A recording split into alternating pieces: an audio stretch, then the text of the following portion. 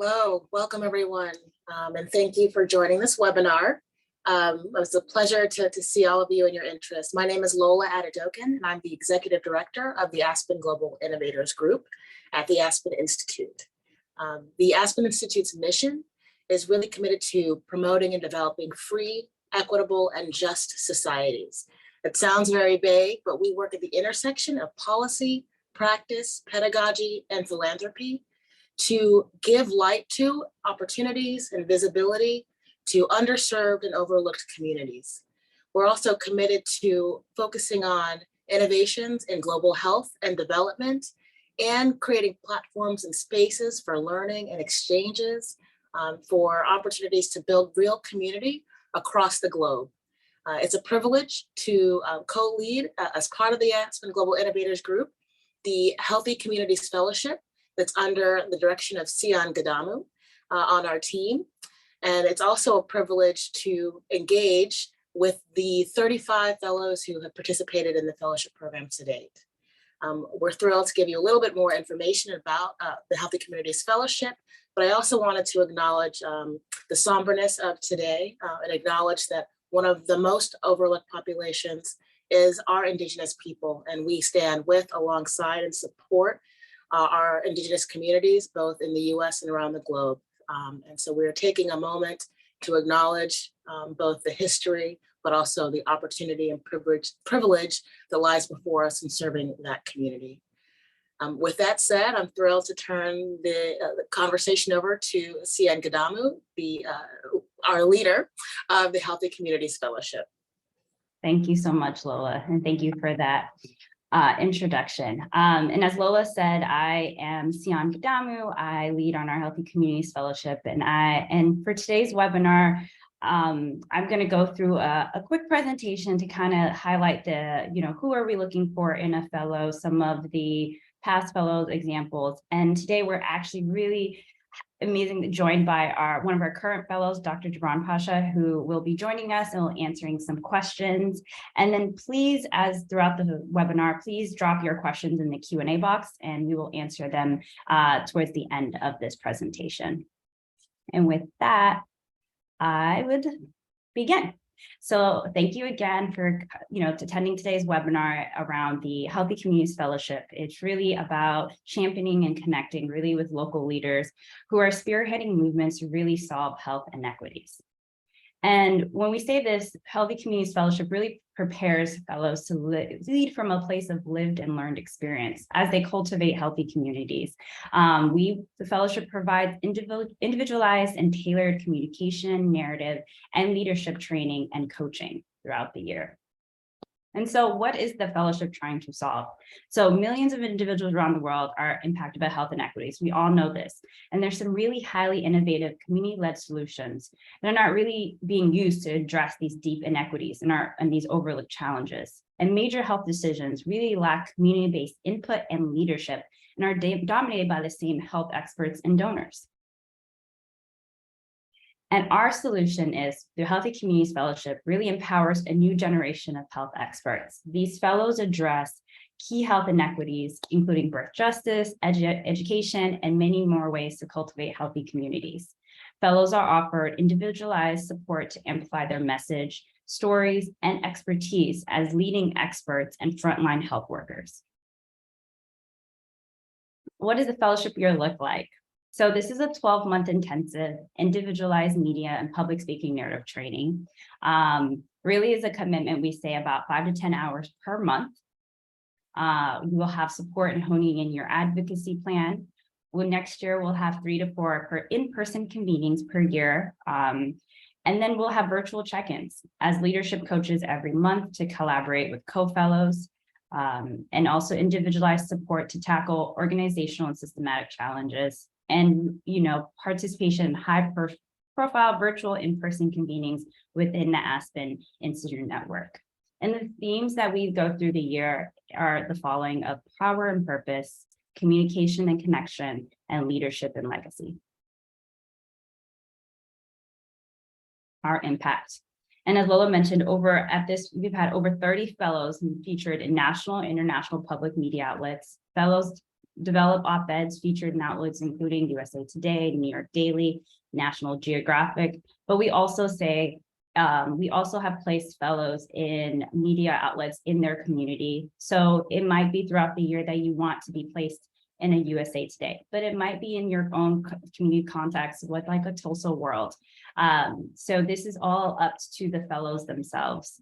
And so continued advocacy has also been seen with NPR, the Atlantic Roundtable, congressional hearings on maternal mortality and prison reform. And we see the impact as increase in collaboration amongst the community leaders, increased funding for your organization, and growth and reach of your organization. And we're excited to continue this model of regional partnerships.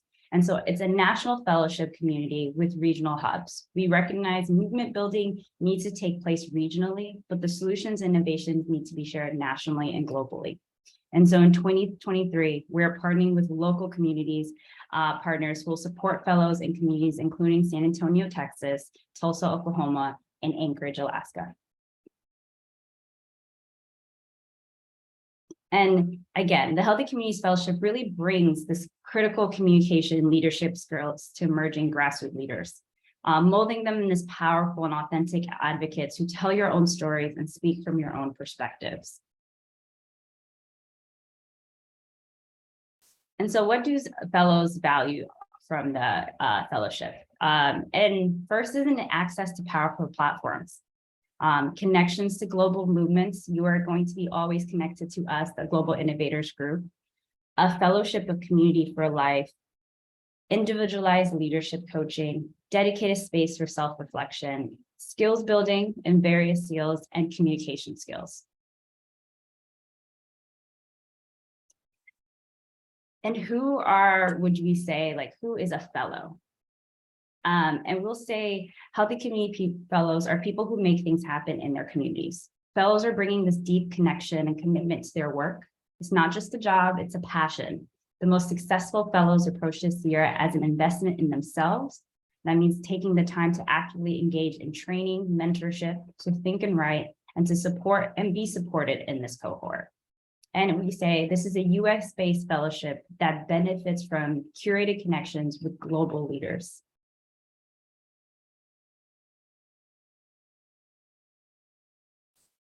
What to be a successful fellow, applicants must be readiness to grow in their leadership trajectory, ability to delegate organizational responsibilities to enable full participation in the fellowship, a desire to grow your visibility and reach, a commitment to becoming a movement leader, a readiness to collaborate with your cohorts and other community partners, and a sense of humility and trust in the process.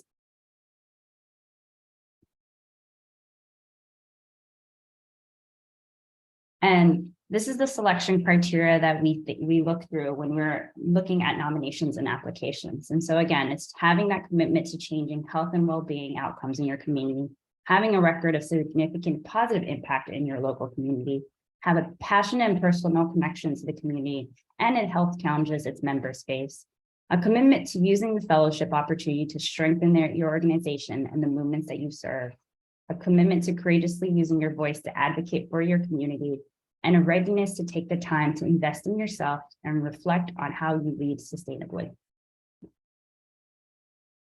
And so nominations have opened, and today is our informational webinar. Nominations will close Friday, November 4th. Interviews will take place the month of November, and finalists will be notified by mid-December so that we begin the 2023 cohort in January. And some of these are some testimonials from previous fellows, but we have a current fellow actually on these webinars. So I would like to introduce Dr. Jibran Pasha to this. Jibran, would you mind introducing yourself? Yeah, hey everyone. My name is Jibran Pasha. I'm a physician and activist in Tulsa. I grew up here, left it on my training elsewhere and came back, and I've been here for about 9 years now. And it's an honor to be able to share my experiences with the fellowship with you all today. Thank you, Gibran. Let me start by asking you, what made you apply for the Healthy Communities Fellowship? The short of the long answer is I really think that healthcare is lacking, and people's understanding of what truly shapes health is lacking. And that includes us in the healthcare space. And I wanted to be a part of something that's much bigger than me, and something that has influence, to really start to continue to change the narrative of what actually shapes health. And so I really could not have thought of a better fellowship to be a part of.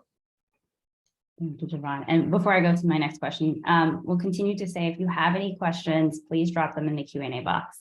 But so how do you see the fellowship helping you with your overall goals for the year? Yeah, I think the first thing that it did for me, and what I've seen in my co-fellows, is it elevates our confidence, right? We come in with these ideas, but maybe don't know exactly how to execute them.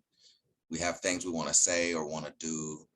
And the first thing that the fellowship, I think, did for me was just giving me the confidence that I have everything I need within me. It just needs a little bit refining in some cases. One thing that I think of especially is just writing skills.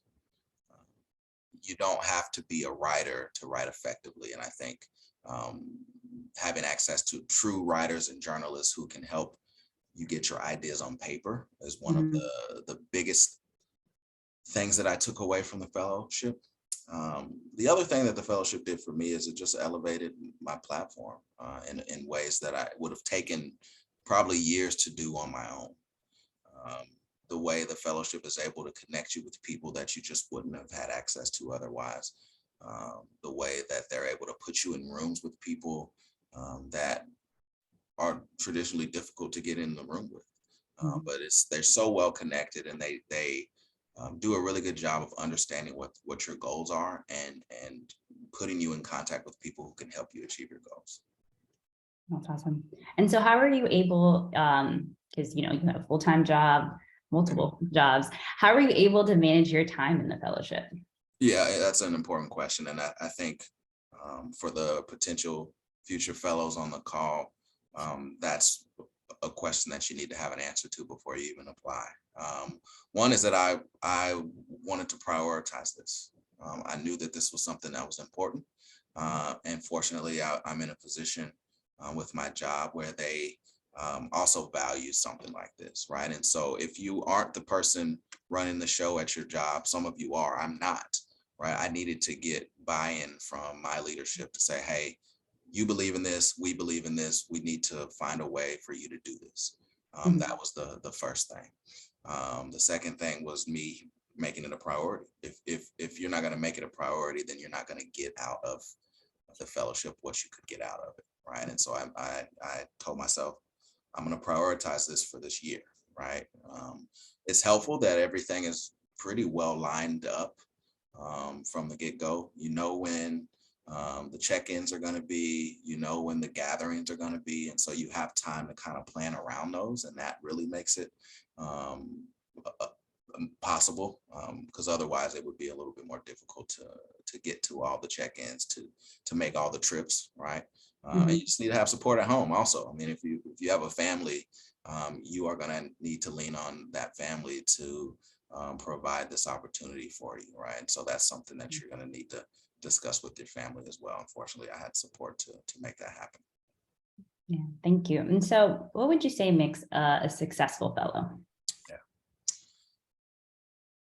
First of all, I think being able to trust in the process. You had a bullet point about that, but trusting the people that are here to guide you. They have done this. They understand what it takes to be successful in this world that you all are trying to get to, in the world that we are all in. There are going to be things that make you really uncomfortable. That's just part of it. But it takes a significant amount of trust to just let go and lean into that discomfort and know that these individuals that you're going to get the opportunity to work with, they have your best interest in mind. And they're going to ask you to do some uncomfortable things. They're going to ask you to share some things that are uncomfortable. They're going to ask you to do some things that you may not think you're good at.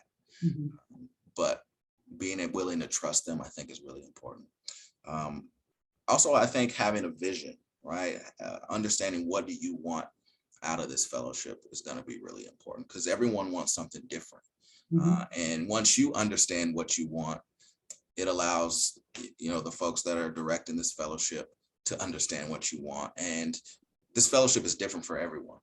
Yeah. And once they know what your goals are, it is almost it's a curated experience. My experience as a fellow this year is going to be drastically different from any of the other fellows. And so just kind of knowing what you want out of it going into it is really going to help pull some success out of it. Yes, I would love to highlight that just when you come in and want, nominate yourself or be a part of this fellowship, understanding what your goals are for the year and how to use the fellowship effectively is definitely what makes a successful fellow. And my last question is, what's one invaluable lesson you've learned from the fellowship that you wouldn't have been exposed to prior? Look, I've always been someone who believes in the power of connections. And you go into this fellowship, hoping to be connected with so many people that you've seen on TV or out in the world doing amazing things, and you do get that opportunity. But for me, the most valuable connections have actually come from my co-fellows, and I didn't expect that to necessarily be the case. So that's something that I was looking back on. I think I would have been surprised to know. That's awesome. Well, thank you so much, Ron, for coming on today and taking the time to talk about your experience. We'll see you. We're having our final convening in November, so we'll see you in person in November, and have a great rest of your day. All right. Good luck, everyone. And if you need to reach out with any questions, Sion can give you my contact. So, thank you. Oh, Vera, I see a question, how does fellowship help you grow as a person? So sorry, I didn't see that. But if you want to talk to one of our fellows, please reach out to us at healthycommunities@aspeninstitute.org to get connected with them. But I will say, from what I've heard from our fellows directly, is that I think the fellowship provides you an opportunity and a space to really think about your own personal leadership. Think about how you want to grow through this year, but also in your career path and what your goals are. And so I think, for one thing, it's just having that space and opportunity to really think about those. And if anybody has any additional questions, please drop it in the Q&A. I don't see any questions coming in the next minute or two. I just want to continue to say that, please go on our website, www.aspenhc.org, for any information you might need about the fellowship. Reach out to us at healthycommunities@aspeninstitute.org for any direct questions, or if you want to get connected to any of the fellows to hear from them directly as well. But like I said, nominations are open now to Friday, November 3rd. And nomination applications should be seen at www.aspenhc.org/nominate. And want to emphasize that you can self-nominate yourself as well as have others nominate you. Just triple checking.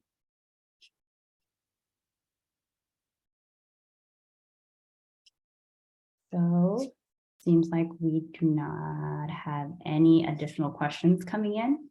And with that, I just want to say thank you all for joining us today and for attending. We will also be having another Yes, the recording will be available on our website, and we will also do another informational webinar towards the end of our website and on our Twitter page. So follow us at Aspen Institute, Aspen Global Innovators, and then on our website to keep track of any upcoming informational webinar, which will take place at the end of this month.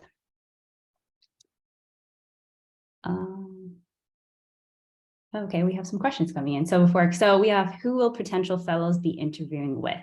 How do you recommend people prepare for interviews if they get to the point of the process?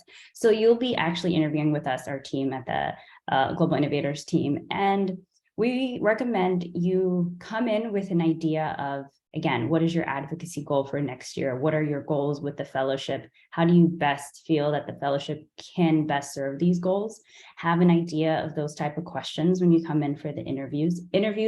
We like to say they're very informal. They're 30 minutes, just a conversation to get to know who you are, who is your community, and just overall your advocacy goals for the year. And give it another minute to see if there's any additional questions coming in.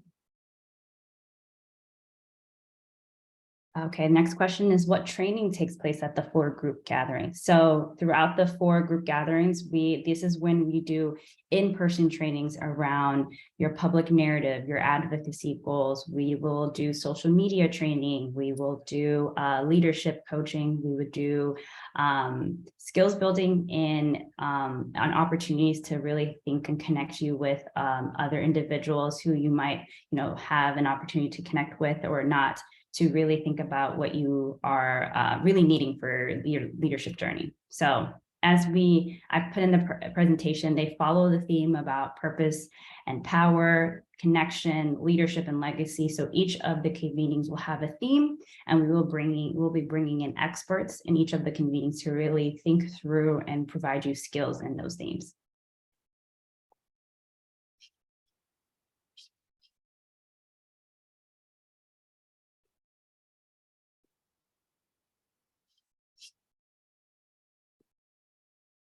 And I do not see any additional questions coming in.